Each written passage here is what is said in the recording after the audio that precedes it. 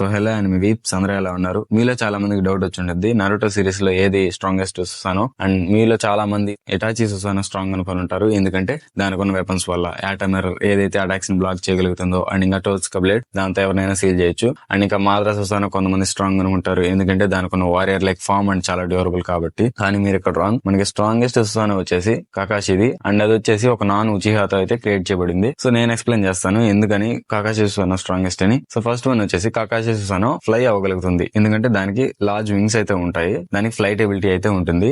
And ఇంకా strength, దాని strength almost Sasuke సుసానో అంత స్ట్రాంగ్ ఉంటుంది. మౌంటైన్స్ ని వాటన్నిటిని కూడా ఈజీగా డిస్ట్రాయ్ చేయగలుగుతుంది. అండ్ ఇంకా షేప్ షిఫ్టింగ్, కకాషి సుసానో యొక్క షేప్ తనకి నచ్చినట్టు మార్చుకోగలుగుతాడు. 9 tails అంత లార్జ్ చేయొచ్చు, ఇంకా దానికన్నా చిన్నగా కూడా చేయొచ్చు. అండ్ నెక్స్ట్ వన్ వచ్చేసి సాస్కే లాగా లైట్నింగ్ ఎరస్ కూడా యూజ్ చేయగలుగుతాడు. అండ్ మెయిన్ వన్ వచ్చేసి కాము షిరికన్ 10 tails ఫామ్ అయితే ఈజీగా డామేజ్ చేయగలుగుతుంది. దాని వన్ హ్యాండ్ అయితే కట్ అయిపోతుంది. ఈ ఫీడ్ వచ్చేసి మనకి నరుటో సిరీస్ లో ఎలాంటి సుసానో అయితే పర్ఫామ్ చేయలేదు.